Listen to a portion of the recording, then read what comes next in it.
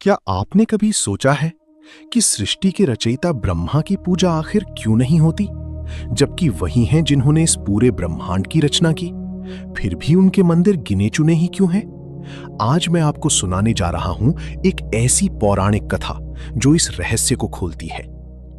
बहुत प्राचीन काल की बात है, जब सृष्टि का आरंभ हुआ ही था, तब तीन शक्तियां प्रकट हुईं: ब्रह्मा, विष्णु और भगवान शिव। ब्रह्मा को मिला सृष्टि रचने का कार्य, विष्णु को पालन का और शिव को संहार का। एक दिन ब्रह्मा और विष्णु के बीच विवाद हो गया कि दोनों में सबसे श्रेष्ठ कौन है।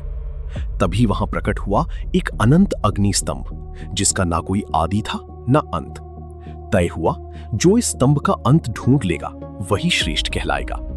विष्णु नीचे की ओर गए और ब्रह्मा ऊपर की ओर उड़ चले। बहुत समय बीत गया। विष्णु लौट आए और सच स्वीकार किया, मैं अंत नहीं ढूंढ पाया। लेकिन ब्रह्मा, उन्होंने एक केतकी फूल को गवाह बनाकर झूठ कह दिया कि उन्होंने उस स्तंभ का अंत देख लिया है। तभी प्रकट हुए भगवान शिव और उन्होंने ब्रह्मा के इस असत्य को पहचान लिया। क्रोधित होकर शिव ने श्राप दिया, हे ब्रह्मा, पृथ्वी पर तुम्हारी पूजा नहीं होगी। लेकिन कथा यहीं खत्म नहीं होती। एक बार ब्रह्मा एक यज्ञ कर रहे थे। उनकी पत्नी सावित्री समय पर नहीं पहुंच पाई। यज्ञ अधूरा न रह जाए, इसलिए ब्रह्मा ने दूसरी पत्नी से विवाह कर यज्ञ पूरा कर लिया। जब सावित्री लौटी तो उन्होंने क्रोधित होकर श्राप दिया, अब पृथ्वी पर तुम्हारी पूजा कहीं नहीं होगी। तो इस कथा से हमें क्या सीख मिलती है?